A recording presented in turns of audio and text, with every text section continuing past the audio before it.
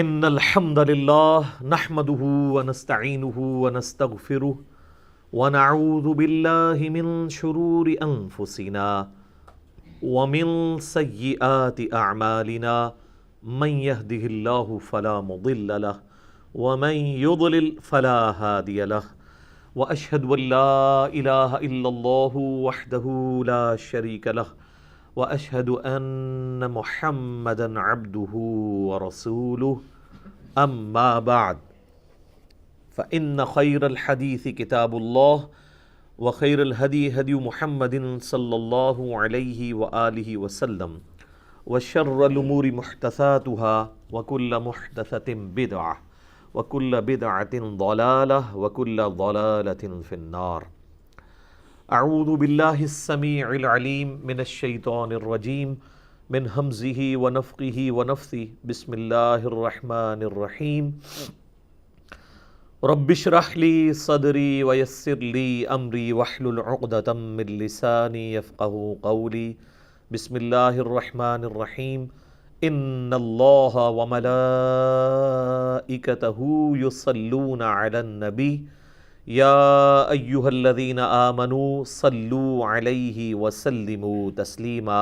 اللہم صل علی محمد وعلی آل محمد کما صلیت علی ابراہیم وعلی آل ابراہیم انک حمید مجید. اللہم بارک علی محمد وعلی آل محمد کما بارکت علی ابراہیم وعلی آل ابراہیم انک حمید مجید. اللہم ربنا آتنا فی الدنیا حسنة وفی الآخرة حسنة وقنا عذاب النار. اللہم ربنا آتنا من لدنک رحمة وہیئ لنا من امرنا رشدا. حسبنا اللہ ونعم الوکیل. یا حی یا قیوم برحمتک استغیث ولا حول ولا قوة الا باللہ العلی العظیم. لا الہ الا انت سبحانک انی کنت من الظالمین. آمین. الحمدللہ آج 7 جون 2020 کی قرآن کلاس نمبر 31 کی اسٹوڈیو ریکارڈنگ ہونے جا رہی ہے. آج انشاءاللہ تعالی ہم سورۃ البقرہ کی آیت نمبر 215 سے آن ورڈ سٹارٹ کریں گے. اب مسلسل کئی آیات جو ہیں وہ اللہ تبارک و تعالیٰ کی طرف سے فتوے ہیں جو آپ صلی اللہ علیہ وآلہ وسلم سے مختلف سوالات کیے جاتے تھے اہل ایمان کی طرف سے، تو ان کے جوابات آئے ہیں. میں نے سورۃ البقرہ کے تعارف میں بھی عرض کیا تھا کہ سورۃ البقرہ شریعت محمدیہ صلی اللہ علیہ وآلہ وسلم کا بلو پرنٹ ہے، ابتدائی خاکہ ہے، اور اس کے تکمیلی احکامات سورہ النساء اور سورۃ المائدہ میں آئے ہیں.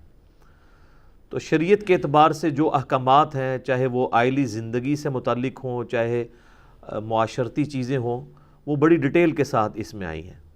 اب آپ دیکھیں گے کہ مسلسل کئی آیات کے اندر نبی صلی اللہ علیہ وآلہ وسلم سے جو سوالات کیے گئے ہیں تو ان کے جوابات اللہ تعالیٰ کی طرف سے دیے جا رہے ہیں.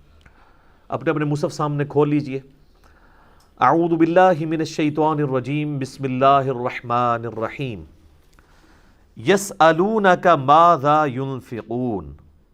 اے محبوب صلی اللہ علیہ وآلہ وسلم، یہ تم سے پوچھتے ہیں کہ ہم جو اللہ کی راہ میں خرچ کرتے ہیں تو وہ کیا خرچ کریں، کس پہ خرچ کریں. جب یہ سوال پوچھیں تو فرماؤ قل ما انفقتم من خیر. آپ فرما دیجئے کہ جو کچھ تم خرچ کرو گے اپنے مال سے تو اس کے مستحق ہیں فللوالدین والاقربین والیتامى والمساکین وابن السبیل. اس مال کے جو مستحق ہیں تو سب سے پہلے تمہارے ماں باپ، اس کے بعد تمہارے قریبی رشتہ دار، اور اس کے بعد یتیم اور مسکین اور مسافر. وما تفعلوا من خیر فإن اللہ بہ علیم. اور جو کچھ بھی تم نیکی کا کام کرتے ہو تو بے شک اللہ تعالیٰ اسے خوب جانتا ہے. یعنی اللہ کی راہ میں چاہے تم نے چھپا کے خرچ کیا، چاہے اعلانیہ کیا، اللہ تعالیٰ سے کوئی چیز پوشیدہ نہیں ہے. تو یہاں پہ ایک ترتیب بھی بتا دی گئی کہ اللہ کی راہ میں خرچ کرنے کے لیے جو آپ کا مال ہے اس میں سب سے پہلے آپ کے حقدار آپ کے رشتہ دار ہیں، صحیح بخاری اور مسلم دونوں میں یہ حدیث موجود ہے کہ اللہ کے محبوب صلی اللہ علیہ وآلہ وسلم نے فرمایا جو شخص یہ چاہتا ہے کہ اس کا رزق کشادہ کر دیا جائے اور اس کی عمر میں برکت کر دی جائے، اس کی عمر بڑھا دی جائے، لمبی کر دی جائے، تو وہ اپنے رشتہ داروں کے ساتھ حسن سلوک کرے۔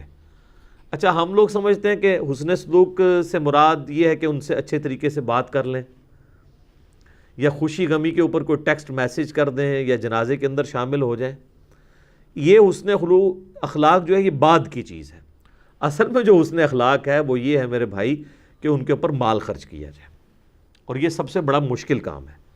آپ دیکھیں کہ غیروں کو کھلانا آسان ہو جاتا ہے، کئی لوگ ہیں جو غیروں کو، عام غریبوں کو، مسکینوں کے اوپر لاکھوں روپیہ خرچ کر دیتے ہیں، اور ان کا کوئی قریبی رشتہ دار، کوئی بھتیجا، بھانجا، یا اس کی بہن بیوہ ہوگی، یا اس کا بھائی فوت ہو چکا ہے اور اس کے یتیم بچے ہیں، ان کے اوپر مال خرچ کرنا مشکل ہو جاتا ہے اور جیلسی فیکٹر آ جاتا ہے۔ اسی لیے اللہ تعالیٰ نے ایمفسائز کیا ہے کہ جہاں پہ جیلسی فیکٹر کا اندیشہ تھا اور یہ خطرہ تھا کہ لوگ اللہ کی راہ میں خرچ نہیں کریں گے، اس کے اوپر پہلے ایمفسائز کیا ہے کہ آپ سے پوچھتے ہیں نا کہ یہ مال اللہ کی راہ میں خرچ کرنا ہے تو کہاں پر خرچ کریں، تو پہلے حقدار تمہارے ماں باپ ہیں۔ بخاری اور مسلم دونوں میں حدیث ہے، ایک صحابی نے پوچھا کہ اللہ کے محبوب صلی اللہ علیہ وآلہ وسلم، میرے حسن اخلاق کا اس دنیا میں سب سے زیادہ حقدار کون ہے؟ تو آپ نے فرمایا تیری ماں۔ اس نے پھر دوبارہ سوال کیا تو آپ علیہ السلام فرمایا تیری ماں۔ تیسری بار پوچھا، فرمایا تیری ماں۔ چوتھی بار پوچھا تو فرمایا تیرا باپ۔ یعنی پہلے تین حق جو ہیں وہ ہیں ماں کے، اس کے بعد باپ کا، اور پھر باقی رشتہ داروں کا۔ اچھا، اکثر لوگ پوچھتے ہیں کہ یہ زکوٰۃ دینی ہے تو ہم اپنے بہن بھائیوں کو دے سکتے ہیں؟ بھائی سب سے زیادہ حقدار ہی بہن بھائی ہیں زکوٰۃ کے، ان کو سب سے پہلے دیں۔ اور اس کے بعد کہا گیا قریبی رشتہ دار۔ قریبی رشتہ دار ماں باپ کے بعد قریبی رشتہ دار کون سے آتے ہیں؟ بہن بھائی، بھتیجے، بھانجے، یہ لوگ قریبی رشتہ دار ہیں۔ اور اس کے بعد کہا گیا کہ یتیم، ظاہر ہے کہ یتیم کا تو کوئی والی نہیں ہے، کوئی ان کا سرپرست نہیں ہے کہ ان کے اوپر مال خرچ کرے، تو ان کی تو امپورٹنس ہے۔ اور مساکین، یعنی ایسے غریب لوگ جو کسی کے سامنے ہاتھ پھیلاتے ہوئے بھی ڈرتے ہیں لیکن اپنی شکلوں سے پہچانے جاتے ہیں کہ غریب مسکین لوگ ہیں، ان کے اوپر بھی خرچ کرو۔ اور مسافروں کے اوپر، مسافروں والا معاملہ اس وقت آلموسٹ ایبسلیٹ ہو چکا ہے، کبھی کبھار ضرورت پڑتی ہے، لیکن اگلے زمانوں میں تو سفر ایک بہت بڑا ایک آزمائش کا ذریعہ تھا۔ ایون جو لوگ حج عمرے کے لیے بھی جاتے تھے تو کئی مہینے پہلے نکلتے تھے۔ ہمارے سب کانٹیننٹ سے حج عمرے کی جو ایکٹیویٹی تھی وہ آلموسٹ 4 مہینے کا پیدل سفر تھا، اور جو لوگ بحری جہاز میں بھی سفر کرتے تھے تو سیدھے 2 ہفتے تو بحری جہاز کے ہیں، بندرگاہ سے لے کے وہاں تک، لیکن پھر وہاں جدے سے مکے تک 2 دن اور 1 رات کا سفر ہوتا تھا اونٹ کے اوپر، اور یہاں سے بھی جن لوگوں نے پہنچنا ہوتا تھا بندرگاہ تک، اگر پیدل چلتے تھے تو کئی دن۔ یہ تو آپ سمجھیں کہ آلموسٹ 1930-40 کے قریب ہمارے سب کانٹیننٹ میں یہ ٹرینز شروع ہوئی ہیں، اور اس وقت وہ کوئلے والا انجن شروع ہوا ہے، تو لوگ پھر ٹرین میں کراچی تک جاتے تھے، کراچی سے پھر جو ہے وہ بحری جہاز چلا کرتا تھا۔ ہم نے بھی اپنی ہوش میں دیکھا ہے، ایون 80s تک اور ارلی 90s تک بحری جہاز پہ لوگ جاتے رہے، کیونکہ اس کا ٹکٹ ہوائی جہاز سے آدھا ہوتا تھا۔ بلکہ پہلا بحری جہاز جب جایا کرتا تھا تو اس وقت کا جو پریزیڈنٹ یا پرائم منسٹر وہ سی آف کرنے کے لیے یہ ایک ایکٹیویٹی ہوتی تھی ان کی، وہ پاکستان کا وہ جو بحری جہاز اس کا نام سفینہ رکھا ہوا تھا انہوں نے۔ تو اب وہ جو 2 ہفتے کا سفر ہے وہ بھی سی سکنس کے ساتھ ہوتا تھا، لوگوں کو الٹیاں اور یہ وامٹنگ والا سلسلہ ان کے ساتھ ہوتا تھا، اور پھر خوف الگ سے۔ یہ تو اللہ کا شکر ہے کہ یہ بوئنگ اور ایئر بس جہازوں کی فلائٹس جب عام ہوئی ہیں تو اس کی وجہ سے لوگوں کے لیے حج عمرہ آسان ہوا ہے۔ بوئنگ 747 کی جو پہلی فلائٹ ہے وہ 1972 میں حج کے لیے شروع ہوئی ہے۔ آپ ذرا سٹیٹسٹیکل ڈیٹا اٹھا کے دیکھیں کہ 1972 سے پہلے جتنے لوگ حج کرتے تھے نا، 1972 کے بعد چند سالوں میں اس سے ڈبل لوگ حج اور عمرے پہ جانا شروع ہو گئے، اور اس سے بعد چند سالوں کے بعد 3 گنا 4 گنا، اب تو خیر 10-20 گنا ہو چکے ہیں۔ یہ اصل میں جو برکت ہے وہ ہوائی جہاز کی ہے۔ آج آپ ایئر فلائٹس بند کر دیں، یہ حج عمرے کے اوپر جو لاکھوں لوگ آپ کو جاتے نظر آ رہے ہیں نا، سیٹھ ہر سال وہ عمرے میں اعتکاف بیٹھنے کے لیے گئے ہوتے ہیں، تو میرے بھائی 4 مہینے اپنا کاروبار بند کر کے کون حج اور عمرے پہ جائے گا؟ اور اس میں بھی گوروں کو آپ دعائیں دیں، اللہ تعالیٰ جن لوگوں نے یہ محنت کی ہے اس کے بدلے ان کو ایمان کی دولت عطا فرمائے، یہ بڑی نیکی کر دی ہے۔ کہاں پہ 4 مہینے کا سفر سب کانٹیننٹ سے، اور کہاں پہ ایگزیکٹ 4 گھنٹے میں آپ اسلام آباد سے جدے 4 گھنٹے کے اندر اتر جاتے ہیں، آپ کو پتہ بھی نہیں چلتا۔ اگر پیچھے کی تھکاوٹ ہے تو آپ 4 گھنٹے سوتے ہیں تو اچانک اناؤنسمنٹ ہوتی ہے کہ جی اتر جائیں، اور وہ ایئر کنڈیشن ماحول، کھانا بھی آپ کے سامنے پیش کیا جا رہا ہے۔ اب ذرا آپ ان 4 مہینوں کو امیجن کریں جس میں آپ کو جنگلوں کا سفر کرنا ہے، وہاں پہ آپ کو راستے سے قافلے لوٹنے کا اندیشہ ہے، جنگلی جانوروں کا اندیشہ ہے، راتیں 4 مہینے میں کتنی آنی ہیں، ایک رات گھر سے باہر گزارنا مشکل ہو جاتی ہے۔ اور جنگلوں میں اگر آپ کو 4 مہینے کی راتیں، روزانہ رات گزارنا ایک ایکٹیویٹی ہوتی تھی۔ لوگ رات کے وقت الاؤ یعنی یہ بڑی بڑی آگ جلایا کرتے تھے کہ بھئی جنگلی جانور نہ حملہ کر دیں، اور کچھ لوگ رات کے وقت پہرا کر دیا کرتے تھے۔ آپ امیجن نہیں کر سکتے، وہ زندگی میں وہ ایک حج کرنا بھی مشکل ہے۔ یہ آج کل جو حج جو ہے وہ مذاق بنا ہوا ہے، آلموسٹ آپ دیکھ لیں ہر سال لوگ حج عمرے پہ گئے ہوتے ہیں۔ تو یہ ایئر فلائٹس کی برکتیں، ادروائز تو یہ آلموسٹ بڑا مشکل کام تھا۔ اس وقت انسان کو یہ قدر آتی ہے کہ واقعی یار یہ اسلام کا 5واں فرض ہے۔ ابھی تو فیل ہی نہیں ہوتا، لوگ اسے ایک پکنک کے طور پہ لے رہے ہوتے ہیں، اور یار حج بھی کرنا ہے، کر لیں گے آپ پہ انشاءاللہ۔ اردو جناب جو حج کرتا تھا پھر وہ وہاں پہ بھی جا کے جو ایکٹیویٹیز تھیں، ہوٹلوں میں رہنا، ریگستانی سفر، کئی لوگ تو مدینہ شریف جاتے ہی نہیں تھے کہ بھئی وہ حج کا حصہ نہیں ہے، واپس آ جایا کرتے تھے کہ اتنی تکلیف ہم مزید سفر کی کیسے کاٹے، ظاہر ہے فیملی کے ساتھ مشکل ہوتا تھا۔ صفا اور مروہ کی صحیح جو اس وقت چلڈ ماحول کے اندر ہو رہی ہے، یہی بہت بڑی ایکٹیویٹی تھی۔ لوگ جب وہ بازاروں کے اندر سے گزر کے وہ 7 چکر لگانے پڑتے تھے تو اتنی لو کے اندر لگ پتہ جاتا تھا۔ آپ ذرا ادھر مجھے 7-8 کلومیٹر پیدل چل کے بتائیں نا دھوپ کے اندر، تو آلموسٹ 7-8 کلومیٹر بن جاتے ہیں صفا مروہ کی جو صحیح ہے، اور اتنی گرمی کے اندر ایک مشکل ایکٹیویٹی ہوا کرتی تھی۔ تو اب تو یہ معاملات بہت زیادہ آسان ہو گئے۔ تو اس زمانے میں وہ بات کہاں سے کہاں نکل گئی، جو مسافر ہے وہ بیچارہ رسک کے اوپر ہوتا تھا، راستے میں اگر قافلے پہ حملہ ہو گیا ہے، 2 مہینے کا سفر کیا ہے، اب نہ وہ آگے جانے کے قابل ہے نہ پیچھے آنے کے، تو اب وہ زکوٰۃ کا سب سے زیادہ حقدار ہے۔ آپ یہ دیکھ لیں سرائے، یہ ہمارا جو یہ سرائے علمگیر ہے، یہ سرائے ہوا کرتی تھی مسافروں کی، کسی زمانے کے اندر لوگ رکتے تھے، رات کو کسی کی جیب کٹ گئی ہے، اب وہ بیچارہ واپس نہیں جا سکتا۔ آج کا دور نہیں ہے کہ وہ ایزی پیسہ یا ایزی لوڈ کروا لے یا پیسے منگوا لے، بڑی مشکل ہوتی تھی مسافر کے لیے زندگی۔ تو پھر قرآن پاک میں اس لیے ایمفسائز کیا گیا کہ زکوٰۃ کا بھی حقدار مسافر بھی ایک اس کیٹیگری میں فال کرتا ہے۔ اگر وہ مسافر ہے، اچھا مسافر چاہے غریب ہے یا امیر ہے، وہ زکوٰۃ کا حقدار ہے، چونکہ غریب الوطنی میں پیسہ نہیں منگوا سکتا، اس میں زکوٰۃ بھی لگ جائے گی چاہے وہ ارب پتی بندہ ہے۔ اور پھر یہ بھی اس زمانے میں ممکن نہیں تھا کہ آپ 2 مہینے کا سفر کہیں کر کے گئے ہوئے اور وہاں پہ آپ کسی کو کہیں کہ میں واپس جب جاؤں گا تو تمہیں پیسے بھجوا دوں گا۔ یہ تو آج کل منی آرڈر اور یہ ایزی پیسہ اور یہ سارے ایشوز جو ہے نا، وہ آن لائن سسٹم شروع ہوا ہے کہ جناب آپ ادھر فون کرتے ہیں اور کہتے ہیں جی اتنے دکان تے کھلو جا، میں انہیں بھیجن لگوں پیسے، اور ساتھ ہی معاشراتی کارڈ دے کے آپ پیسے نکلوا لیتے ہیں۔ یہ تو بڑا مبارک دور ہے، اس زمانے میں ایشو تھا۔ آج بھی آپ نے کئی دفعہ مسجدوں کے اندر لوگوں کو دیکھا ہوگا کہ وہ کہتے ہیں جی ہماری جیب کٹ گئی ہے تو ہم نے فلاں جگہ سے آئے تھے، اکثر تو زیادہ فراڈی ہی ہوتے ہیں، لیکن بیچ میں جینوئن کیسز بھی ہوتے ہیں۔ تو اس کا میں نے کئی دفعہ حل بتایا کہ اس کا حل یہ ہے کہ اگر آپ نے اس طرح کے لوگوں کو اکاموڈیٹ کرنا ہے، ان کے ہاتھ میں پیسے نہ دیں، کیونکہ وہ آپ کی مسجد سے نکل کے ایک اور مسجد میں جا کے کرایہ لیں گے، پھر بازار میں بھی کھڑے ہو کے لوگوں سے کرایہ مانگیں گے۔ اور اس سے بڑا یہ کہ آج کل تو ایک نیا ورژن آ گیا جس میں ایک چھوٹا سا بچہ ایک عورت نے اٹھایا ہوتا ہے، اس کا خامند بھی ساتھ ہوتا ہے، تاکہ ایکسپلائٹ کریں آپ کو۔ کئی تو یہ ہے نا شام کے وقت جی آج ساڑی دیہڑی نہیں لگی، تو وہ دیہڑی ان کی وہی ہوتی ہے جو لگا رہے ہوتے ہیں مانگنے والی۔ تو ایسے مسافروں کا حال یہ ہے کہ آپ ان کو گاڑی کے اندر بٹھا کے آئیں اور کرایہ کنڈکٹر کے ہاتھ میں دیں، اور اس کو یہ کہیں کہ اگر یہ تم سے کرایہ واپس مانگ کے قریبی کسی سٹاپ پہ اترنے لگے تو کرایہ تیرا، اس کو نہیں دینا، تبھی انشور ہوگا نا، ورنہ تو وہ اتر ہی جائے گا۔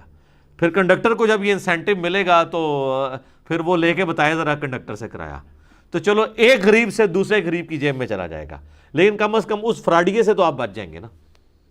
تو آپ اس طرح کریں تو کئی غریب جو ہیں ویسے ہی غائب ہو جائیں گے۔ کئی لوگ آ کہتے ہیں جناب روٹی نہیں کھا دیجیے صبح دی، پیسے دو کچھ، تو ان کو آپ روٹی کھلا دیا کریں، تو آپ دیکھیں آدھے لوگ غائب ہو جائیں گے۔ یہ کئی کہتے ہیں نا مزدوری نہیں ملی تو عثمان بھائی کے پاس بھیج دیں ان کو، ان کے لیے مزدوری کی ارینجمنٹ کر دیں گے، جیسے کہیں گے نا تیرے لیے ارینجمنٹ کرتے ہیں، تو وہ کسی اور کے پاس چلے جائیں گے۔ وہ ان کو کبھی مزدوری کی عادت بھی نہیں پڑی ہوئی ہوتی، وہ صرف آپ کی نظروں میں ایک مظلوم کے طور پہ اپنے آپ کو پیش کر رہے ہوتے ہیں۔ تو اللہ تعالیٰ ہمارا جو کچھ بھی اللہ کی راہ میں خرچ کرو گے اللہ تعالیٰ کے علم میں ہے۔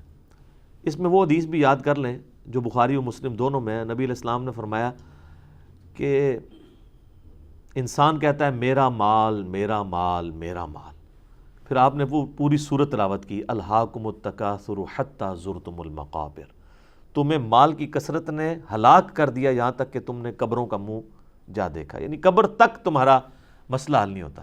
حضور نے یہ پوری سورت تلاوت کی، پھر کہا تم کہتے ہو میرا مال میرا مال میرا مال، او بھائی تیرا مال تو وہ ہے جو تو نے کھا لیا یا پہن کر بوسیدہ کر لیا یا اللہ کی راہ میں خرچ کر کے آخرت کے لیے محفوظ کر لیا۔ تین مال ہیں آپ کے، ویسے تین میں سے بھی ایک ہی ہے، جو کھا پی لیتا ہے بندہ بعد میں تو یاد ہی نہیں رہتا، جو پہن کے بوسیدہ کر لیتا ہے وہ تو یاد ہی نہیں رہتا، جو اللہ کے ڈیوائن بینک میں اللہ کی راہ میں خرچ کر کے جمع کروایا وہ تیرا مال ہے، باقی تو تیرے رشتہ داروں کا مال ہے۔ اور بخاری اور مسلم میں ایک اور حدیث ہے، آپ صلی اللہ علیہ وآلہ وسلم نے فرمایا کہ ابن آدم کے پاس اگر سونے کی 2 وادیاں ہوں نا تو یہ تمنا کرے گا کہ تیسری وادی بھی مجھے سونے کی مل جائے، اس کا پیٹ صرف قبر کی مٹی بھر سکتی ہے۔ اور ایک اور حدیث ہے بخاری اور مسلم میں، آپ صلی اللہ علیہ وآلہ وسلم نے فرمایا کہ انسان کے 3 دوست ہیں، 2 جو ہیں نا وہ باہر ہی رہ جاتے ہیں اور ایک قبر میں اس کے ساتھ جاتا ہے، اس کا مال اور رشتہ دار یہ باہر ہی رہ جاتے ہیں، اور قبر میں ساتھ اس کے اعمال جاتے ہیں، جو اس نے نیک اعمال کیے ہوتے ہیں وہ قبر میں اس کے ساتھ جاتے ہیں۔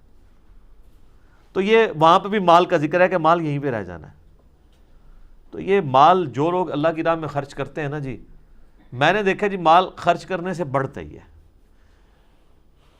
کم نہیں ہوتا۔ اور اللہ کی راہ میں خرچ کرنا وہ تو آپ نے کام کیا ہی نہیں ہے، آخرت میں تو ایک نیکی لینی پڑ جائے تو انسان کی بیوی بچے ماں باپ دینے کے لیے تیار نہیں ہوں گے، اور وہاں اگر آپ کے مال کے ذریعے آپ اللہ کی راہ میں خیرات کرتے ہیں، میں اکثر کہتا ہوں کہ دنیا میں سب سے آسان طریقہ جنت کمانے کا نا مال خرچ کرنا ہے، نہ آپ کے اس کے لیے آپ کو وضو اور غسل کرنا پڑے گا، نہ اس کے لیے کوئی ایفرٹ پٹ کرنی پڑے گی۔ جو مالدار لوگ ہیں پیسہ تو ان کا نکل ہی رہا ہوتا ہے ویسے ہی، صرف ایک نیت کرنی ہے کہ آپ خالص اللہ کے لیے کر رہے ہیں بس۔ باقی نماز میں تو فل کنسنٹریشن چاہیے، خشوع خضوع چاہیے، وہ ادھر نہیں چاہیے آپ کو، اور ایک ایفرٹ پٹ کرنی پڑے گی۔ اس میں تو بس آپ نے ایک فیصلہ کرنا ہے، جو اشفاق احمد صاحب کہا کرتے تھے نا کہ اس کے لیے صرف ایک فیصلے کی ضرورت ہے کہ کھٹا لینا ہے یا میٹھا، طلب سچی ہو اور پیاس جان لیوا ہو تو اللہ تعالیٰ انسان کو خود ہدایت کے راستے تک پہنچا دیتا ہے۔ تو یہ آپ نے اندر کی وہ کمٹمنٹ اللہ کے لیے شو کرنی ہے، تو یہ مال خرچ کر کے آپ سب سے زیادہ آسانی سے جنت کما سکتے ہیں۔ اور وہ جو بخاری اور مسلم میں حدیث ہے کہ 7 لوگوں کو اللہ کا سایہ نصیب ہوگا اس دن جب اللہ کے سائے کے سوا کوئی سایہ نہیں ہوگا۔ اس کی محدثین نے تعویل بھی کیا کہ اللہ کے سائے سے مراد اللہ کے عرش کا سایہ ہے۔ اس میں ایک شخص وہ بھی ہے کہ جو دائیں ہاتھ سے صدقہ کرے اور بائیں کو خبر نہ ہو۔ قرآن پاک میں سورۃ البقرہ میں ہم پچھلی آیات کے اندر پڑھ چکے ہیں نا کہ اللہ کی راہ کے اندر جو خرچ کرتے ہو نا اس کو لوگوں کو جتا کر اس مال کو ضائع مت کرو۔ پھر اللہ تعالیٰ نے اس کی مثال دی ہے کہ یہ تو اسی طریقے سے ہے جیسا کہ ایک چٹیل سا پتھر ہو اور اس کے اوپر مٹی پڑی ہوئی ہو اور تیز بارش آئے تو وہ بالکل دھل جائے گا نا، اس طرح تمہارے نام اعمال سے نیکیاں دھل جائیں گی، ختم ہو جائیں گی اگر تم نے ریاکاری کے لیے نیکی کی۔ پھر اللہ تعالیٰ نے ایک اور مثال دی کہ ذرا یہ اس کو کے اوپر تصور کرو کہ تم موت کے منہ میں پہنچ چکو، نزع کا عالم شروع ہو جائے، موت تمہاری قریب ہو اور تمہارے چھوٹے چھوٹے بچے ہوں اور تمہارے پاس ایک ہی باغ ہو جس کے ذریعے ان بچوں کا گزر بسر ہوتا ہو، تو تمہیں اپنی موت کے وقت اپنے بچوں کی کتنی ٹینشن ہوگی، جبکہ اچانک اسی حال میں ایک بگولا آئے آگ کا اور تمہارے اس باغ کو بھی جلا دے. موت بھی آدم کی ہے, ایک سورس آف انکم تھا وہ بھی اس وقت میں ختم ہو گیا, تو اب تمہیں کتنی ٹینشن ہوگی کہ میرے مرنے کے بعد میرے بچوں کا کیا بنے گا. کتنی دردناک مثال اللہ نے دی ہے. اللہ نے فرمایا یہ مثال ہے کہ جو لوگ اللہ کی راہ میں خرچ کرتے ہیں اور ریاکاری کرتے ہیں, لوگوں پہ احسان جتاتے ہیں, جس طرح یہ بالکل ختم ہو گیا نا, ان کے لیے امید ہی ٹوٹ گئی, تو وہاں پہ بھی اب اللہ تعالیٰ سے امید توڑ لو کہ کوئی تمہیں اجر نہیں ملے گا اگر تم نے ریاکاری کے لیے کیا اللہ کی راہ میں کوئی مال خرچ. یہ بڑا کریٹیکل ایشو ہے. مجھے حسن بصری کا قول یاد آیا, وہ فرمایا کرتے تھے کہ اگلے لوگ, اب حسن بصری اگر کہہ رہے ہیں کہ اگلے لوگ, تو وہ کون ہوں گے؟ صحابہ. 70 صحابہ کی صحبت کی انہوں نے. اگلے لوگ اپنی نیکیوں کو اس طرح چھپایا کرتے تھے جس طرح تم اپنے گناہوں کو چھپاتے ہو. کوئی شخص نہیں چاہتا کہ اس کا گناہ لوگوں کے اوپر آشکار ہو, ایک جو نیکی کا لبادہ اوڑھا ہوا ہوتا ہے. بڑے سے بڑا بدماش بھی جو ہے نا, وہ کسی نہ کسی ہلکے اثر میں نیک تصور کیا جا رہا ہوتا ہے, چاہے اپنے اولاد کے سامنے, گھر والوں کے سامنے, کہیں نہ کہیں اس نے لبادہ اوڑھا ہوا ہوتا ہے. تو اگلے لوگ اپنی نیکیوں کو اس طرح چھپایا کرتے تھے کہ کہیں پتہ نہ لگ جائے لوگوں کو, یہ تو ضائع ہو جائے گی. ویسے اگر آپ جنرلی دیکھیں, اگر آپ کو یہ واقعی ضائع ہوتی ہوئی ویڈیو نظر آ جائے, ایک بندے نے 1 لاکھ روپیہ خرچ کیا ہے اور اسے واٹس ایپ میسیج آ جائے کہ یہ جو تو نے فلاں بندے کو بتایا تھا نا اور احسان جتایا تھا, تو یہ ویڈیو دیکھ لے, یہ تیرے نامہ مال سے ڈیلیٹ ہو چکا ہے, تو سر کیا حالت ہوگی. وہ کہے گا یار لاکھ روپیہ بھی گیا تو بیڑا ہی غرق ہو گیا میرا. لیکن چونکہ آخرت اللہ تعالیٰ نے پردے میں رکھی ہوئی ہے, اس لیے انسان کو نظر نہیں آتی. تو نیکیاں بچانے کا طریقہ یہ ہے کہ آپ ان کو چھپائیں. ٹھیک ہے, وہ سفیان ثوری کے بارے میں آتا ہے, محدث تھے رحمہ اللہ تعالیٰ. وہ اپنے کسی جاننے والے کی طرف گئے تو اس نے بڑی خاطر تواضع کی, تو کھانا کھانے لگے نا, تو کھانے میں نمک کم تھا. تو انہوں نے اپنے اس میزبان سے کہا کہ یار یہ تھوڑا سا نمک لے کے آؤ. تو اب اس نے اپنی بیوی کو نا پردے سے آواز دی کہ جب میں 3ری دفعہ حج کے لیے گیا تھا نا, تو جو نمک لے کے آیا تھا نا حرمین سے, وہ تھوڑا سا دو. تو سفیان ثوری نے فرمایا کہ تم نے ایک جملے میں 3 حج ضائع کر دی ہیں. پہلے 2 بھی ضائع ہو گئے نا, 3ری دفعہ حج پہ گیا. اچھا ظاہر ہے کہ اس زمانے میں تو یہاں پہ لوگ دیکھ لیں نا آپ, لوگ کس طرح بتا رہے ہوتے ہیں جی, بلکہ ناموں کے ساتھ حاجی لگایا ہوتا ہے, اور کئی تو اللہ کے فضل سے حاجی ہے بھی نہیں ہے, تو تب بھی لوگ ان کو حاجی صاحب کہتے ہیں. پھر بھی ان کو شرم نہیں آتی کہ یار میں یہ اپنے نام کے ساتھ نہ لگواؤں.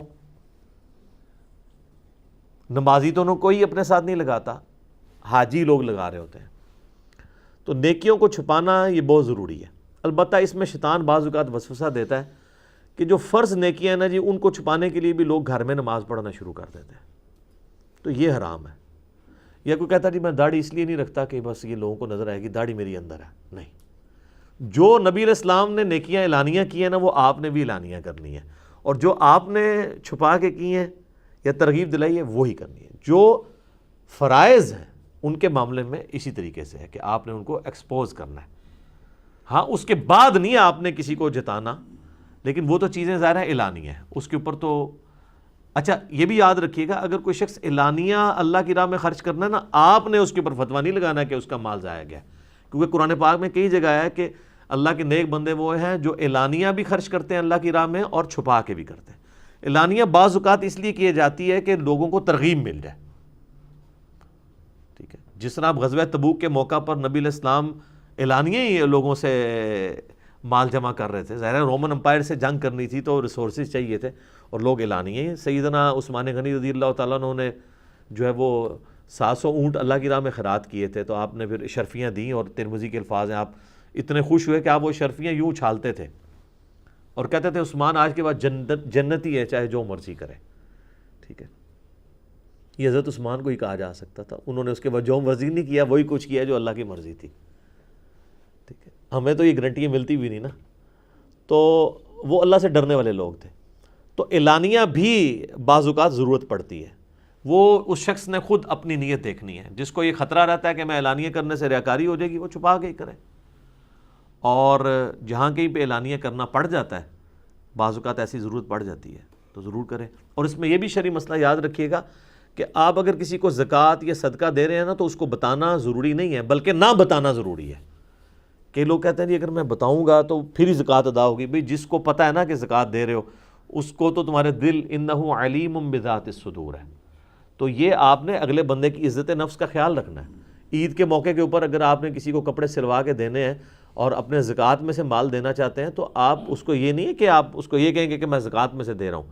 بعض اوقات وہ بیچارہ مستحق بھی ہوگا، پھر بھی وہ کرٹسی کے اندر شاید لینے سے انکار کر دے، یا لے بھی تو وہ ہر وقت اس کے دماغ میں لے کہ میں نے زکوٰۃ کا پیسہ لیا، تو آپ اس کو کہیں گے عیدی سمجھ کے لے لو، اور آپ کے دل میں زکوٰۃ کی نیت ہے، آپ اس کو کسی نام سے بھی دے سکتے ہیں۔ تو وہ اس طرح کا پردہ بھی اس کا رکھنا ضروری ہے، اور صحابہ اکرام علیہم رضوان یہ اس چیز کا اہتمام کیا کرتے تھے۔ خیر یہ تو انفاق فی سبیل اللہ تو ٹاپک ہی بہت بڑا ہے۔ لے جی اگلی ایک آیت ہے، وہ متقاضی ہے کہ اس پہ بھی ڈیٹیل گفتگو کی جائے۔ 216 نمبر آیت، کُتِبَ عَلَيْكُمُ الْقِتَالُ، تم پر قتال فرض کر دیا گیا ہے، وَهُوَ كُرْهٌ لَكُمْ، لیکن تم اسے ناپسند کرتے ہو۔ ظاہر ہے جان دینا کوئی آسان کام تو نہیں ہے۔ پہلے جب صحابہ کرام علیہم رضوان کو مکے سے نکالا جا رہا تھا، اس وقت تو ان کا جوش بہت زیادہ تھا کہ ہم پہ ظلم ہو رہا ہے، ہم ہجرت کر کے جا رہے ہیں، ہمارے مال کے اوپر انہوں نے قبضہ کر لیا پیچھے سے۔ تو حضور سے کہتے تھے یا رسول اللہ اجازت دیں ہم ان کے ساتھ لڑیں۔ تو سورہ نساء کے اندر آیا کفوا ایدیکم، ہم نے اس وقت یہ نازل کیا تھا اپنے ہاتھوں کو بندھا رکھو، ابھی موقع نہیں ہے، ورنہ وہ مختصر جماعت تھی، اللہ تعالیٰ ختم کروا دیتا اگر اللہ تعالیٰ کی مشیت میں ہوتا۔ قرآن حکیم میں یہ ٹاپک کئی جگہ آیا ہے کہ اللہ نے کافروں کے ہاتھ تم سے روک کے رکھے، ورنہ تو تم بڑی مختصر جماعت ہے مکے میں، وہ تمہیں ختم بھی کر سکتے تھے۔ یہ تو ان کے دماغ میں آتا تھا کہ وہ مسلمانوں پہ ظلم کرتے تھے، ان کا بائیک آؤٹ کرتے تھے، 3 سال کے لیے شاب ابی طالب کے اندر رکھا، یہ ان کے دماغ میں نہیں آتا تھا کہ ان کو قتل کر دیں، ورنہ 125 مسلمان ہی تھے نا 13 سالہ زندگی میں۔ وہ ہجرت بھی کرنے کے لیے جب نکلے ہیں تو اس وقت بھی ایسا جو ان کو قتل نہیں کیا گیا، یہ ضرور ہے کہ ان کو ٹانٹ کیا گیا، ذہنی طور پہ اذیت دی گئی۔ وہ تو جب سارے چلے گئے، نبی علیہ السلام پہ ضرور قاتلانہ حملے کی کوشش ہوئی، تو آپ علیہ السلام حضرت ابوبکر صدیق کو لے کے نکلے اور سیدنا علی کو امانتیں واپس کرنے کے لیے اپنے بسترے پہ لٹا کے گئے۔ ادروائز وہ 13 سال میں آپ علیہ السلام کے کوئی ایک واقعہ بھی نہیں آپ کو ملے گا کہ انہوں نے کہیں حضور کو قتل کرنے کی سازش کی ہو یا آپ پہ کبھی قاتلانہ حملہ ہوا ہو۔ کو ایگزسٹ کر رہے تھے، ظاہر ہے وہ تھوڑا یہ بھی خیال کرتے تھے کہ ہم قریش ہیں، ایک دوسرے کی ہمیں خیال بھی رکھنا چاہیے، خاندانی وہ معاملہ بھی تھا۔ پھر بنو ہاشم ایک مضبوط قبیلہ تھا، اور وہاں پہ دین سیکنڈ نمبر پہ آتا تھا، پہلا قبائلی معاملہ ہوتا تھا کہ اگر اس کے قبیلے کا بندہ مارا تو وہ دوسرے قبیلے والے بدلے لیں گے، تو اس لیے یہ ساری چیزیں تھیں۔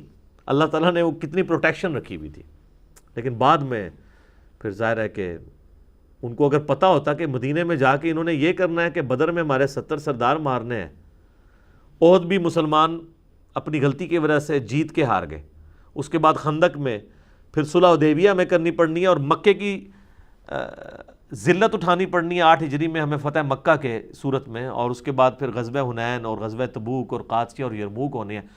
تو یہ اگر بات ان کو یکم ہجری میں پتہ ہوتی تو مسلمانوں کو ہجرت کر کے 125 بندوں کو، یہ وہ 125 بندے تھے جنہوں نے آئندہ 17 سال کے اندر دنیا کی کایا کلب کرنی تھی، اگر ان کو پتہ ہوتا تو وہ ان کے ساتھ یہ نہ کر دیتے۔ تو جب وہ نیا اس وقت جوش تھا، حضور کی طرف سے اجازت نہیں تھی، اللہ کی طرف سے اجازت نہیں تھی۔ پھر اللہ تعالیٰ نے سورہ محمد نازل کی صلی اللہ علیہ وآلہ وسلم، اور سورہ محمد کا آپ کو پتہ ہے دوسرا نام کیا ہے؟ سورہ قتال۔ جو لوگ قتال سے، جہاد سے شرمندہ ہیں تو وہ سمجھ لیں وہ اپنے نبی سے شرمندہ ہے، ان کو اپنے ایمان کی فکر کرنی چاہیے۔ تمہارے نبی کے نام پہ جو سورت ہے نا، اس کا نام ہی سورہ قتال ہے، یعنی نبی علیہ السلام کو اللہ نے تلوار کے ساتھ اتارا ہے۔ یہ تلوار اس لیے نہیں تھی کہ ایک دوسرے کا گلا کاٹا جائے، یہ وہی ہے جو علامہ وحید الدین خان صاحب نے کتاب لکھی ہے نا، اسلام دور جدید کا خالق۔ اسلام نے رومن اور پرشین کی بدماشی جو ہے وہ تلوار کے زور سے اکھاڑی ہے، اور اس کے بغیر ہو ہی نہیں سکتا۔ آپ دنیا کا کوئی سرجن لے آئیں، وہ بغیر نشتر چلائے تو آپ کا پینڈکس یا بائی پاس کا آپریشن تو نہیں کر سکتا، ایک بڑی کاز کے لیے آپ کو یہ نشتر چلانا پڑتا ہے۔ تو رومنز اور پرشین کی صدیوں کی بدماشی کو اکھاڑنے کے لیے صحابہ کرام کی تلوار اللہ تعالیٰ نے مسلط کی۔ سورہ توبہ کی آیت نمبر 14 ہے کہ اللہ تعالیٰ چاہتا ہے کہ مسلمانوں کی تلواروں کے ذریعے ان کے اوپر عذاب استحصال لے کے آئے جو اگلی امتوں پر چنگھاڑ کی شکل میں، طوفان کے ذریعے یا سمندر میں غرق کر کے اللہ کی طرف سے عذاب استحصال آتا تھا انبیاء کی مخالفت پہ، ہمارے نبی علیہ السلام کے کیس میں وہ قتال کی شکل میں ہے۔ یہ جہاد کے پیچھے وہ ایک حکمت تھی، نبی علیہ السلام کی خصوصیت ہے، قتال بھی اور یہ کتاب بھی۔ آپ کا معجزہ بھی جو ہے وہ فزیکل فنامنا آف نیچر کو توڑنے والا نہیں ہے، بلکہ کتاب کی شکل میں ہے۔ اور آپ علیہ السلام کا جو عذاب استحصال ہے آپ کے مخالفین کے اوپر، آپ کے کیس میں وہ بھی ڈیفرنٹ ہے، وہ قتال کی شکل میں۔ اسی پہ میرا مسئلہ نمبر 85 ہے، قرآن اور قتال ہمارے محبوب صلی اللہ علیہ وآلہ وسلم کی دو خصوصیات۔ تو بعد میں جب قتال کا حکم آیا تو پھر ظاہر ہے ہر بندہ تو مرنے کے لیے تیار نہیں ہوتا، تو اللہ تعالیٰ فرما رہا ہے کہ تمہیں اب یہ برا لگ رہا ہے کہ جان بھی دینی پڑے گی۔ اس ٹائم جب بندے کو غصہ ہوتا ہے نا تو اس وقت تو بندہ کہتا ہے یا میں خود مر جاؤں یا اس کو مار دوں، لیکن جب مدینے میں جا کے رک گئے، سٹیبل لائف ہو گئی، آہستہ آہستہ دکھ درد بھی بھولنے شروع ہو گئے، تو وہ جہاد کا جو تڑپ ہے وہ ٹھنڈی پڑ گئی۔ اب یہ آیات اس وقت نازل ہو رہی ہیں کہ ابھی غزوہ بدر بھی نہیں ہوا، یہ ذہن میں رکھیے گا۔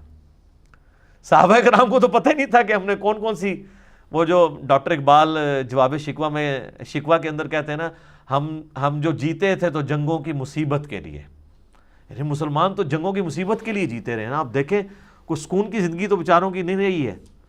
2 ہجری کے اندر بدر لڑنی پڑی، 3 میں احد، اور 5 کے اندر خندق، اور 6 میں بھی جنگ ہوتے ہوتے بچی صلح حدیبیہ ہوگی، 7 میں غزوہ خیبر، 8 میں جو ہے وہ فتح مکہ، اور 8 ہی میں غزوہ حنین جس میں مسلمان 12,000 کے لشکر میں صرف 80 بندے حضور کے ساتھ رہ گئے تھے، بخاری مسلم میں آتا ہے۔ اتنے وہ تیر انداز تھے قبیلہ حوازن کے لوگ، اتنی مشکل اٹھانی پڑی۔ پھر 9 کے اندر تبوک کے لیے رومن امپائر کو کتنا جیش العسرہ تھا، بڑی تنگی والا جہاد تھا۔ پھر اس کے بعد قادسیہ اور یرموک، اور پھر رومنز کے ساتھ مسلسل جنگیں، تو وہ تو ہم جو جیتے تھے تو جنگوں کی مصیبت کے لیے۔ تو صحابہ نے تو ابھی سوچا بھی نہیں تھا کہ یہ قتال کی جو بات ہو رہی ہے، یہ تو اس کے پیچھے یہ وہ جسے کہتے ہیں نا ایک دم دکھائی جا رہی ہے جس کے پیچھے اتنا بڑا ہاتھی ہے کہ ابھی تو کتنی جنگوں آنے والی ہیں، تو تم تو کراہت کرتے ہو۔ وَعَسَىٰ أَن تَكْرَهُوا شَيْئًا وَهُوَ خَيْرٌ لَكُمْ، اور ہو سکتا ہے کہ جس چیز سے تم کراہت کر رہے ہو اس کے اندر تمہاری خیریت چھپی ہوئی ہو۔ وَعَسَىٰ أَن تُحِبُّوا شَيْئًا، اور عین ممکن ہے کہ جس چیز سے تم محبت کر رہے ہو وَهُوَ شَرٌّ لَكُمْ، اس کے اندر تمہارے لیے شر چھپا ہوا ہو۔ وَاللَّهُ يَعْلَمُ وَأَنْتُمْ لَا تَعْلَمُونَ، اللہ جانتا ہے اور تم نہیں جانتے۔ مستقبل اللہ فورسی کر رہا ہوتا ہے، اس کو تو نظر آ رہا ہوتا ہے۔ اس شر میں سے کیا خیر نکلنے والا ہے کسی کو نہیں پتا۔ تو اللہ تعالیٰ ہمارا یہ جو قتال ہے، اللہ نے تو تمہارے ذریعے ایک امت اٹھانی ہے، اور پھر تمہارے نام اعمال میں ہزاروں سال کے لاکھوں لوگوں کے مسلمانوں کی نیکیاں تمہارے نام اعمال میں ظاہر ہے۔ صحابہ کی قربانیوں سے سب کچھ ہوا ہے نا۔ آج بھی ہم جو نیکیاں کر رہے ہیں ان کے نام اعمال میں ثواب جا رہا ہے، جنہوں نے انیشلی محنت کی تھی۔ تو اس کے اندر وہ خیر چھپا ہوا ہے جو تمہیں نظر نہیں آ رہا۔ اور یہ ایک جنرل رول بھی ہے، دنیا میں بھی آپ کو جو شر پہنچتا ہے نا اس کے اندر خیر چھپا ہوا ہوتا ہے۔ اگر کوئی خیر بھی نہ ہو، ایک خیر تو ہے جو بخاری اور مسلم میں حدیث ہے کہ مسلمان کو کوئی دکھ، درد یا اندیشہ بھی پہنچے، حتیٰ کہ اس کے پاؤں میں کانٹا چبھ جائے، اس کے بدلے اللہ تعالیٰ اس کے گناہوں کو معاف کر دیتا ہے۔ اور ابو داؤد ترمذی کے اندر حدیث ہے کہ اللہ تبارک و تعالیٰ اپنے نیک بندے کو اس حال میں موت دیتا ہے کہ اسے دنیا میں تکلیف سے گزارتا ہے، اور اتنی تکلیف سے گزارتا ہے کہ حتیٰ کہ جب اس کی موت کا وقت قریب آتا ہے تو وہ بالکل صاف ستھرا ہوتا ہے، اللہ تعالیٰ اسے اٹھا لیتا ہے، آخرت کی ہمیشہ کی کامیابیاں اسے مل جاتی ہیں۔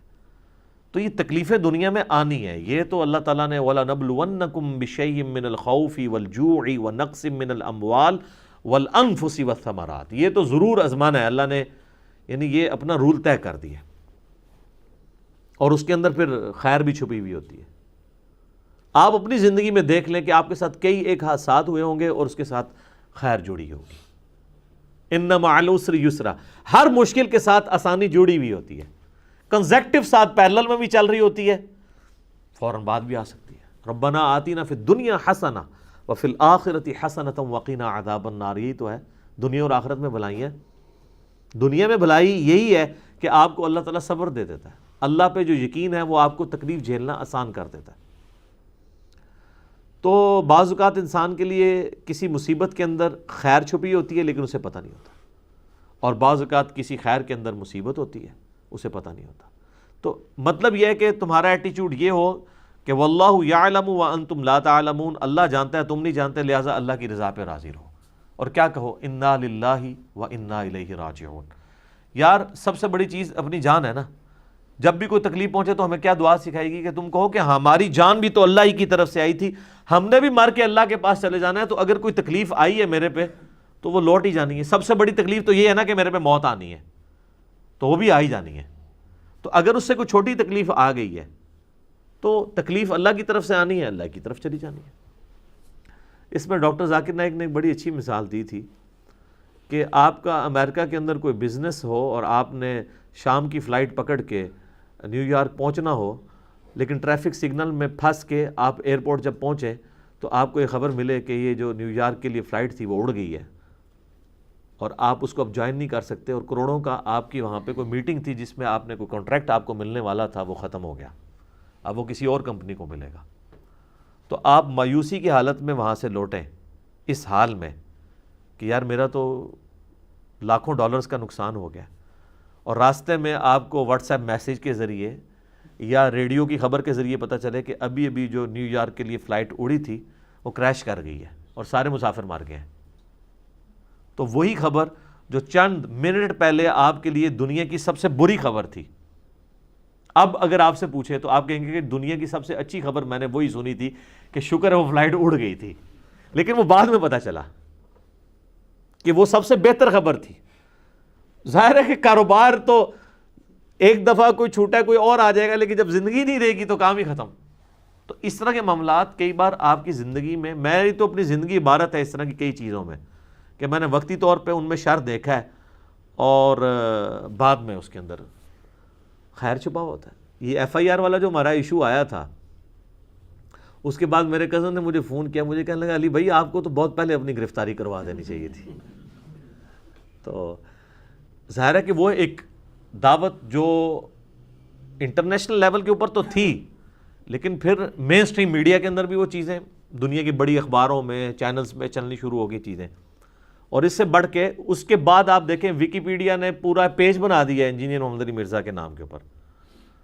حالانکہ یہ آپ اگر خود بنوانا چاہیں تو اس طرح نہیں بنتا، ان کا اپنا ایک کرائٹیریا انہوں نے خود بنایا، پورا اس میں تعارف لکھ دیا۔ تو کئی ایک چیزیں جو شر کے ساتھ جڑی ہوئی ہوتی ہیں خیر کی فارم میں نے بتایا نا، یہ ہماری اکیڈمی، یہ بھی ایک شر میں سے خیر نکلا۔ میں ایک اہل حدیث کی مسجد میں درس دیتا تھا، عثمان بھائی، عدنان بھائی کئی بار میرے پاس 2-3 بار آئے کہ جی وہ اکیڈمی میں اوپر جگہ، عدنان بھائی نے کہا خالی ہے آپ آ جائیں، تو میں انکار کرتا تھا۔ میرے دماغ میں نہیں تھا کہ یہ ہم نے یہ اسٹوڈیو ریکارڈنگز اور یہ سلسلہ، ہم تو یہ سمجھتے تھے ہم نے اپنے شہر میں قریبی لوگوں میں کام کرنا ہے، یہ تو پتہ ہی نہیں تھا کہ اللہ تعالیٰ نے اس دعوت کو چند سالوں میں کہاں سے کہاں پہنچانا ہے۔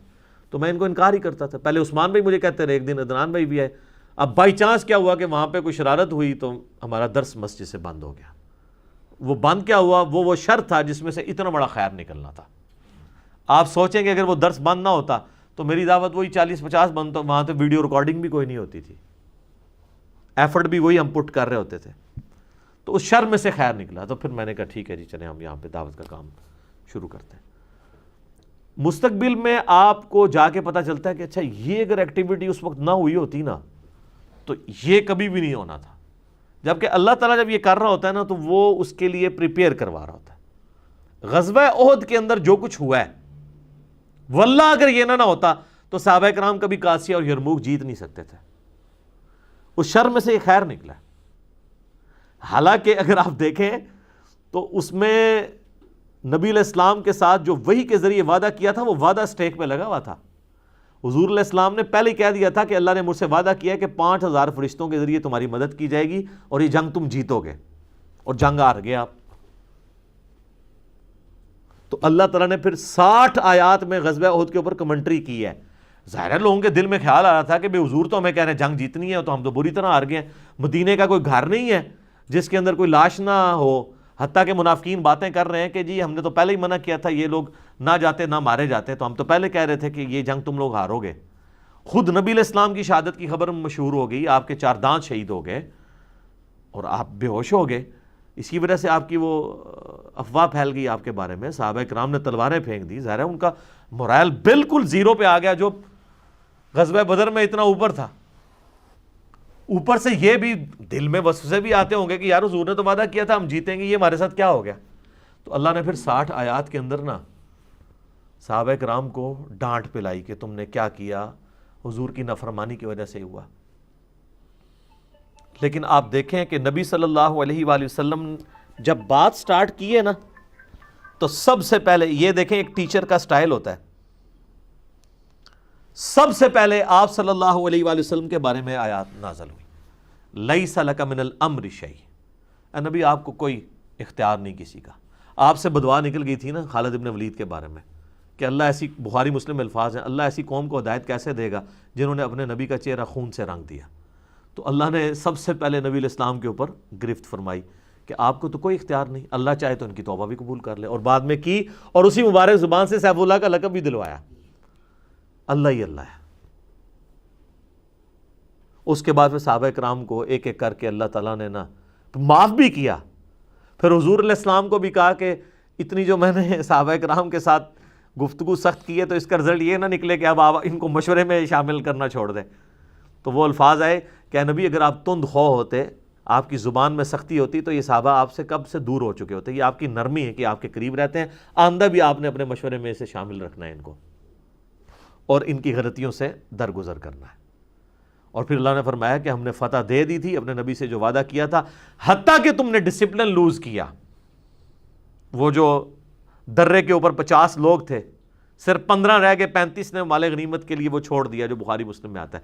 اللہ فرماتا ہے ہم نے فتح دے دی تھی اور تم کافروں کو قتل کر رہے تھے، وہ پلٹ کے بھاگ رہے تھے اور تم مال غنیمت اکٹھا کرنے کے لیے آئے، پیچھے سے خالد بن ولید نے حملہ کیا اور وہ فتح شکست میں بدل گئی۔ تو یہ بھی نہ کہیں دماغ میں رکھنا کہ اللہ تعالیٰ نے کوئی وعدہ خلافی کی ہے یا ہمارے نبی کی زبان جو ہے وہ سچی ثابت نہیں ہوئی، فتح ہو گئی تھی، فتح شکست میں بدلی تمہاری وجہ سے۔ اور اس پہ میں بڑا تلخ جملہ بولتا ہوں، اگر اللہ کے نبی دنیا میں موجود ہوں اور اللہ کے نبی کے ماننے والے اللہ کے نبی صلی اللہ علیہ وآلہ وسلم کی نافرمانی کر دیں تو اللہ تعالیٰ اس چیز کی پرواہ بھی نہیں کرتا کہ نبی ان میں موجود ہے، فتح کو شکست میں بدلوا دیتا ہے، حتیٰ کہ وہ اس نبی کو بھی اس کی پلنٹی اس اعتبار سے بھگتنی پڑتی ہے اپنے ماننے والوں کی کہ ان کے بھی دانت شہید ہو جاتے ہیں۔ حضور کا کیا قصور تھا کہ ان کے دانت شہید ہوتے؟ آپ نے تو بخاری کے الفاظ ہیں، آپ نے ان درے والوں کو کہا تھا تم دیکھو نا کہ چیل کوے ہماری لاشیں اٹھا رہے ہیں، تب بھی تم نے درہ نہیں چھوڑنا۔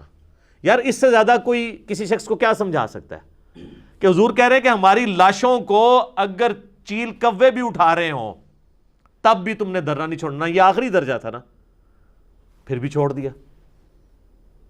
حضور کی موجودگی میں اگر لوگ نافرمانی کریں تو حضور کی دعاؤں کا حصہ، آپ کے وجود کی برکت کا حصہ امتیوں کو نہیں ملتا کیونکہ نافرمانی کی۔ تو سر آج تو رسول اللہ ہمیں موجود بھی نہیں ہے، آج اگر امت نافرمانی کرے تو کس زوم میں بیٹھی ہوئی ہے کہ کچھ بھی ہیں تیرے محبوب کی امت سے ہیں، تو اللہ تعالیٰ جو ہے وہ لحاظ کرے گا۔ اللہ کے اپنے رولز ہیں، وہ اپنے رولز کے مطابق چلتا ہے کیونکہ اللہ کا کوئی رشتہ دار نہیں ہے، کسی نبی کی بھی اللہ کے ساتھ کوئی رشتہ داری نہیں ہے۔ حضرت یونس علیہ السلام سے مسئلہ مس ہینڈل ہوا تھا نا، تو سب سے زیادہ اگر کوئی قریبی ہو سکتا ہے تو پیغمبر ہو سکتا ہے نا۔ تو اللہ تعالیٰ فرمایا قرآن میں کہ وہ جب وہاں سے نکلا اس نے گمان کیا کہ ہم اس کے اوپر گرفت نہیں کریں گے۔ تورات کے اندر آتا ہے 3 دن اور 3 رات مچھلی کے پیٹ میں رہنا پڑا۔ قرآن میں تو صرف اس واقعے کا ذکر ہے نا کہ مچھلی کے پیٹ میں رہے اور وہاں پہ ہمیں پکارا لا الہ الا انت سبحانک انی کنت من الظالمین، لیکن تورات میں وہ ڈیوریشن بھی آئی ہے 3 دن اور 3 رات۔ سر آپ 1 دن اور 1 رات اندھیرے کے اندر کبھی گزار کے اکیلے دیکھیں، اور پھر مچھلی کے پیٹ کے اندر جہاں پہ تعفن بھی ہو اور یہ بھی امید نہ ہو کہ پتہ نہیں میں نے زندہ بچنا ہے نہیں بچنا، کیا بننا ہے میرے ساتھ، یہ بہت بڑی ایک تکلیف دہ چیز ہے۔ تو اللہ تعالیٰ کا کوئی رشتہ دار نہیں ہے، اللہ تعالیٰ اپنے معاملات کے اندر بالکل کلیئر ہے۔ تو وہ قتال سے یاد آیا کہ قتال والے معاملے میں اگر کسی کو کوئی وہم بھی ہے کہ اس کے ذریعے جو ہے وہ پتہ نہیں میرے ساتھ کیا بنے گا، تو اس کے اندر اللہ نے خیر چھپایا ہوا ہے۔ یعنی تعویل خاص کے اعتبار سے قتال کے بارے میں، ویسے یہ جنرل چیز ہے کہ شر کے اندر خیر چھپا ہوا ہوتا ہے، اور بعض اوقات کوئی خیر ہوتا ہے نا، وہ آپ خیر اس کے سمجھ رہے ہوتے ہیں، اس کے اندر شر ہوتا ہے۔ یہ کتنے لوگ ہیں وہ بڑے خوش ہوتے ہیں حرام کے ذریعے کمال کے، کہتے ہیں اللہ کا بڑا فضل ہے، لیکن وہ فضل نہیں ہوتا، اس کے اندر شر چھپا ہوا ہوتا ہے۔ یسألونک عن الشہر الحرام قتال فی، اے نبی تم سے یہ پوچھتے ہیں کہ جو حرمت والے مہینے ہیں ان میں قتال کیا جا سکتا ہے؟ حرمت والے مہینے کون سے ہیں؟ سورہ توبہ میں آیا کہ 4 مہینے ہیں وہ، لیکن ان کے نام نہیں آئے کیونکہ مشرکین عرب کو پتہ تھے وہ کون سے ہیں۔ بخاری مسلم میں یوم النحر والا خطبہ ہے جو آپ علیہ السلام نے حجۃ الوداع کے موقع پر قربانی والے دن دیا تھا، اس میں آپ نے فرمایا کہ 4 مہینے حرمت والے ہیں، 3 کنزیکٹیو ہیں، ذی قعدہ، ذوالحجہ اور محرم، اور چوتھا رجب کا مہینہ۔ اس میں قتال مشرکین عرب بھی حرام سمجھتے تھے، البتہ وہ کتے کو حلال کرنے کے لیے جب کبھی جنگ کرنی ہوتی تھی تو کہتے تھے اس دفعہ رجب جو ہے نا وہ رمضان کی جگہ پہ ہم شفٹ کر رہے ہیں، تو اس طریقے سے وہ کرتے رہتے تھے۔ حتیٰ کہ بخاری مسلم کے الفاظ ہیں، آپ نے آخری خطبہ جو یوم النحر کا دیا، آپ نے فرمایا زمانہ گھوم گھما کے اپنی اصلی جگہ پہ واپس آ گیا۔ اتنی دفعہ الٹریشن پرفارم ہوئی ہیں کہ آج جو میں کھڑا ہوں نا 10 ہجری میں یوم النحر کے دن، اب وہ مہینے اپنی اصلی جگہ پہ واپس آ چکے ہیں، اب کوئی ان کو نہیں بدلے گا۔ 4 مہینے حرمت والے ہیں، حتیٰ کہ آپ کو پتہ ہے جنگ صفین روک لی گئی تھی کیونکہ بیچ میں حرمت والا مہینہ آ گیا تھا، تو جنگ نہیں ہوئی تھی، تو جنگ کرنا منع ہے۔ یہی میں نے مشورہ دیا تھا ہماری ایجنسیز کو، گورنمنٹ کے لوگوں کو، کہ یہ آپ لوگ جو رد الفساد اور ضرب عضب کرتے ہیں نا، تو مہربانی کیا کریں حرمت والے مہینوں میں اس کو روک دیا کریں۔ ہاں ایک ایکسیپشن ہو سکتی ہے کہ اس دوران اگر وہاں سے حملے ہو رہے ہوں، وہ تو اب اسی آیت میں آگے آ جائے گا کہ حرم کی زمین میں بھی جہاں پہ عام حالت میں بھی جنگ کرنا منع ہے، اگر حرمت والے ڈبل آپ سمجھے فیکٹر لگائے کہ حرمت والا مہینہ بھی ہے اور حرم کی سرزمین ہے اور کافر آپ پہ ٹوٹ پڑتے ہیں تو آپ قتال کر سکتے ہیں، وہ ایک علیحدہ چیز ہے۔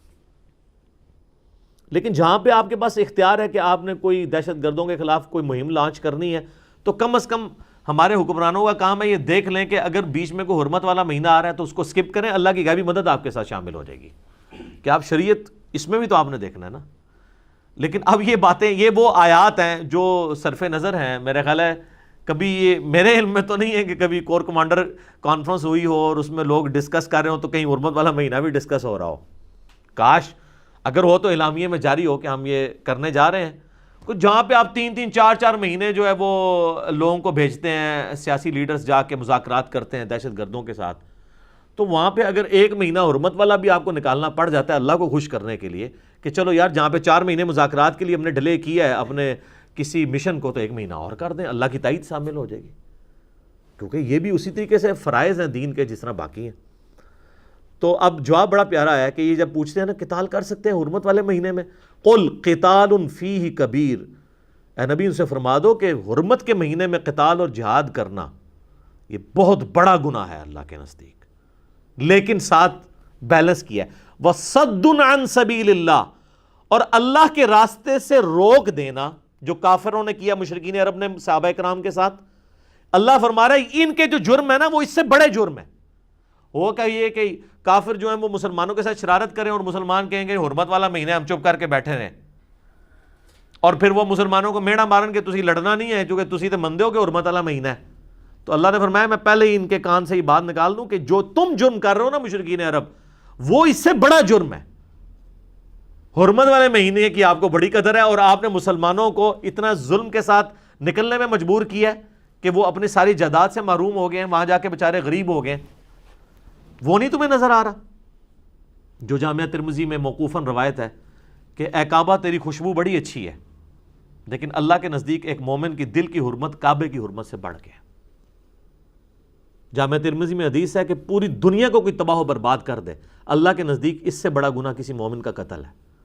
تو وہ ریشو پروپورشن دیکھنا ہے۔ تم کہہ رہے ہو جی قتال، اصل چیز یہ ہے کہ تم وَصَدٌّ عَن سَبِيلِ اللَّهِ وَكُفْرٌ بِهِ وَالْمَسْجِدِ الْحَرَامِ، اللہ کی راہ سے روکنا، اللہ کے ساتھ کفر کرنا اور مسجد حرام میں آنے سے مسلمانوں کو روک دینا، وَإِخْرَاجُ أَهْلِهِ، اور مکے کے رہنے والے شہری مسلمانوں کو مِنْهُ أَكْبَرُ عِنْدَ اللَّهِ، ان کو مکے سے نکلنے پر مجبور کر دینا ہجرت کے اوپر کہ بچارے مدینہ شریف جا کے پناہ لیں، یہ اللہ کے نزدیک بڑا گناہ ہے حرمت کے مہینوں میں قتال کرنے سے۔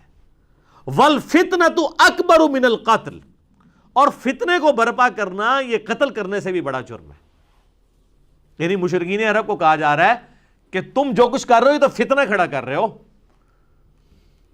اور جنگ کرنا جو ہے یہ فتنہ جو کرنا ہے وہ جنگ سے بھی بڑا جرم ہے. ظاہر فتنے کی وجہ سے ہی جنگیں ہو رہی ہوتی ہیں. وَلَا يَزَالُونَ يُقَاتِلُونَكُمْ, اور اے مسلمانوں یہ تمہارے ساتھ ہمیشہ لڑتے رہیں گے, حَتَّى يَرُدُّوكُمْ عَنْ دِينِكُمْ إِنِ اسْتَطَاعُوا, یہاں تک کہ ان کا بس چلے نا تو تمہیں تمہارے دین سے واپس اسی مشرکانہ عقائد کے اوپر لے آئیں. جب تک تم دوبارہ مشرک نہیں ہو جاتے, بت پرستی شروع نہیں کرتے, یہ تمہارے رشتہ دار سو کالڈ مشرکین عرب تم سے راضی نہیں ہوں گے. اسی طرح کی آیات یہود و نصارہ کے بارے میں آئی ہیں سورۃ المائدہ میں, کہ جب تک تم یہود و نصارہ کی ملت پہ نہیں آ جاتے, سورۃ البقرہ میں بھی گزری ہیں, سورہ آل عمران میں بھی, تم سے راضی نہیں ہوں گے. اب اللہ کی طرف سے یونیورسل ٹروتھ آ رہا ہے, وَمَن يَرْتَدِدْ مِنْكُمْ عَنْ دِينِهِ, یاد رکھنا تم میں سے کوئی ایک بھی جو بھی اپنے دین سے پھر جائے گا, فَيَمُتْ, اور اسی کفر کی حالت میں اسے موت آئے گی, وَهُوَ كَافِرٌ, کہ وہ کافر مرا, تو پھر اللہ تعالیٰ نے یہ لحاظ نہیں کرنا کہ اتنا عرصہ وہ صحابی رہا ہے یا اتنے اس نے نیکی کے کام کیے. اگر وہ مرتد ہو گیا, فَأُولَئِكَ حَبِطَتْ أَعْمَالُهُمْ فِي الدُّنْيَا وَالْآخِرَةِ, اس کے سارے نیک اعمال برباد کر دیے جائیں گے, دنیا اور آخرت میں اللہ تعالیٰ اس کو کوئی جزا اس کی نہیں دے گا. وَأُولَئِكَ أَصْحَابُ النَّارِ, اور ایسے لوگ ہوں گے دوزخ والے, آگ والے, ہم فیہا خالدون, وہ رہیں گے ہمیشہ ہمیش اس کے اندر. اللہم اجرنا من النار, آمین. اور سر یہ ہوا ہے, یہ آپ نہ سمجھیے گا, بخاری مسلم میں موجود ہے, حضور کا ایک کاتب وحی تھا جس نے سورہ آل عمران پوری حضور سے سیکھی تھی, وہ مرتد ہو گیا تھا, عیسائی ہو کے مارا. ظاہر ہے اب وہ اتنا حضور کا کلوز تھا کہ آپ کا صحابی بھی تھا, ایمان بھی لایا, آل عمران آپ سے پڑھی, آپ کا اتنا وہ قریبی ہو گیا کہ آپ اس سے, عام آدمی سے تو آپ نہیں لکھوایا کرتے تھے, اس طریقے سے کتابت کرواتے تھے, لیکن اس کا کاتب وحی ہونے نے اس کو کوئی نفع نہیں دیا. جب اس نے برے عمل کیے, اللہ کا کوئی رشتہ دار نہیں. اور بخاری مسلم میں یہ حدیث جو ہے نا حضور کے معجزات کے چیپٹر میں, کیونکہ آگے الفاظ ہیں. اب جب یہ, اور وہ یہ کہتا تھا کہ محمد کو تو کچھ نہیں آتا جو میں لکھ دیتا ہوں, ظاہر آپ تو امی تھے, استغفر اللہ.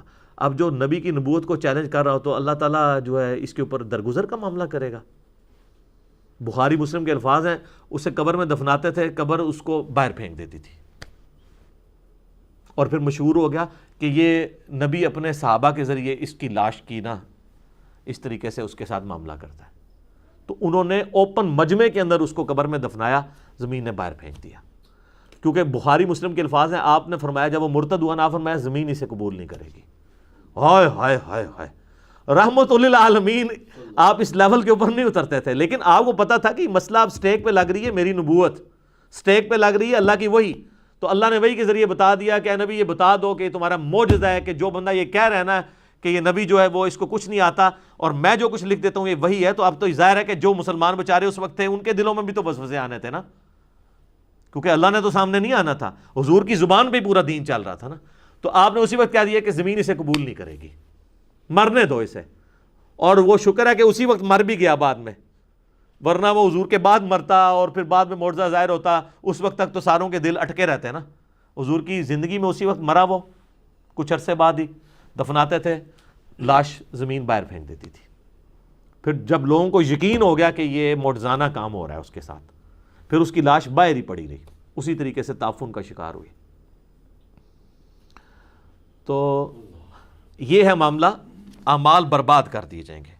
اب سائملٹینیس کنٹراسٹ آ رہا ہے, ان الذین آمنوا والذین ہاجروا, اس کے برعکس جو صحابہ اور اہل بیت ہیں جو ایمان لے کر آئے اور انہوں نے ہجرت کی, وجاہدوا فی سبیل اللہ, اور اللہ کی راہ میں جہاد کیا.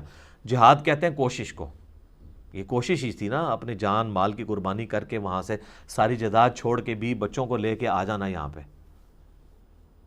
اور اس کا اعلیٰ ترین درجہ قتال ہے. اولئک یرجون رحمت اللہ, کیا پیارے الفاظ ہیں. اللہ تعالیٰ ہمارا یہ وہ لوگ ہیں جو اصل میں اللہ کی امید, اللہ کی رحمت کی امید رکھنے والے لوگ ہیں. یعنی اللہ کی رحمت کی امید رکھنے والے وہ نہیں ہیں جو نماز بھی نہیں پڑھتے اور کہتے ہیں اللہ تعالیٰ بڑا غفور رحیم ہے. یہ رحمت کی ڈیفینیشن ہے, یہ انڈیا پاکستان بنگلہ دیش کے لیے بڑی سخت آیت ہے. کیا الفاظ ہیں، اولئک یرجون رحمت اللہ، یہ وہ لوگ ہیں جن کو رحمت کی کوئی امید ہے۔ اچھا رحمت کی امید ہمارے تو انڈیا پاکستان بنگلہ دیش میں رحمت کی امید اس کو ہوتی ہے جو کچھ نہیں کرتا، وہ کہتا ہے میں بڑا گناہ گار ہوں، اللہ اپنی رحمت سے معاف کر دے گا۔ اور اللہ کیا کہہ رہا ہے کہ رحمت کی امید کن لوگوں کو ہے؟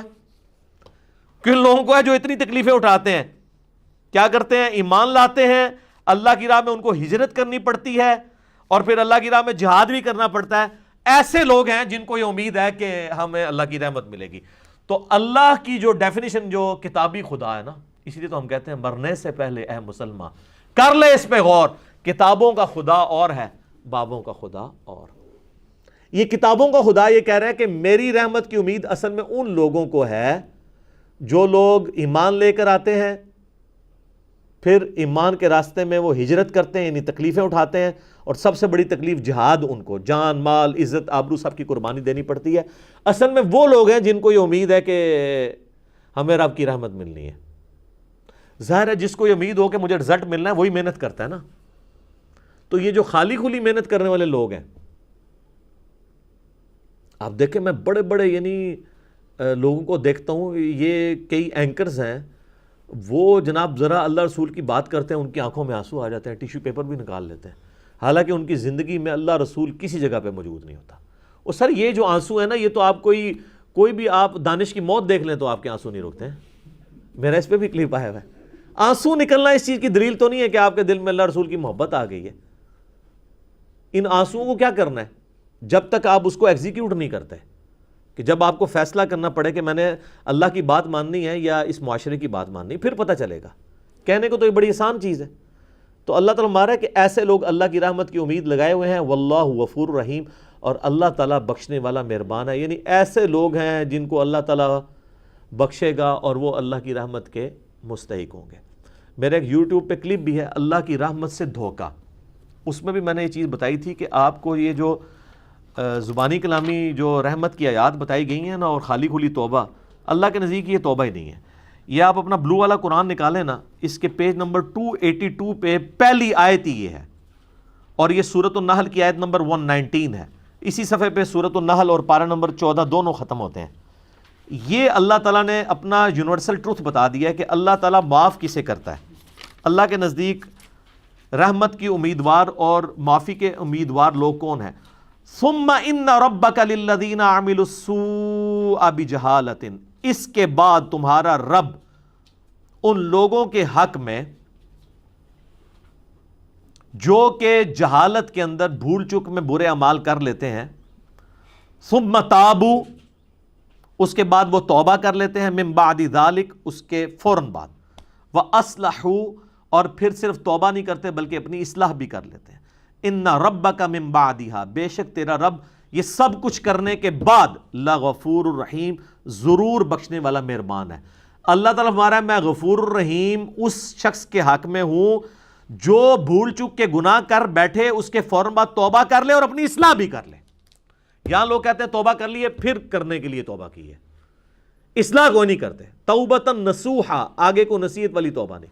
یہ ہے وہ توبہ جو اللہ تعالیٰ ڈیمانڈ کرتا ہے، یہ ہے کتابی توبہ، اور ایک ہے بابی توبہ کہ کام چک کے رکھو، خیر اللہ نے معاف کر دینا ہے، وہ اللہ نے ساڑی نمازاں نہیں چاہیے، اللہ نے کب کہا کہ مجھے تمہاری نمازیں چاہیے؟ اللہ کہتا ہے تمہیں تمہارے لیے نمازیں چاہیے، میرے لیے نہیں، اپنے لیے تمہیں چاہیے۔ صحیح مسلم کی حدیث 246، بندے کے کفر اور ایمان، شرک اور اسلام کے درمیان فرق ہی نماز ہے۔ نماز پڑھنے والا اللہ کے حضور مسلمان ہے، نماز نہ پڑھنے والا اللہ کے حضور عملاً کافر ہے، اور پاکستان کے شناختی کارڈ میں وہ مسلمان ہے، لیکن آخرت میں پاکستان کا شناختی کارڈ نہیں چلنا، بلکہ نبی صلی اللہ علیہ وآلہ وسلم کی تعلیمات کی مہر جس کے اوپر ہوگی، اور آپ علیہ السلام کی طرف سے جو احکامات کی پیروی کرنے والا ہوگا، اس کے لیے ہی اس کا ایمان قابل قبول ہونا ہے۔ باقی آپ خالی کھلی جو مرضی کرتے رہیں۔ اللہ تعالیٰ سے دعا ہے جو حق بات میں نے کہی اللہ تعالیٰ ہمارے دلوں میں راسخ فرمائے، اگر جذبات میں میرے منہ سے کوئی غلط بات نکل گئی اللہ تعالیٰ ہمارے دلوں سے ہی اسے معاف کر دیں، ہمیں معاف بھی کر دیں، ہمیں کتاب و سنت کی تعلیمات پر عمل کر کے دوسرے بھائیوں تک پہنچانے کی توفیق عطا فرمائے۔ سبحانک اللہم و بحمدک، اشہد ان لا الہ الا انت، استغفرک و اتوب الیک، وما علینا الا البلاغ المبین۔ جزاکم اللہ خیرا۔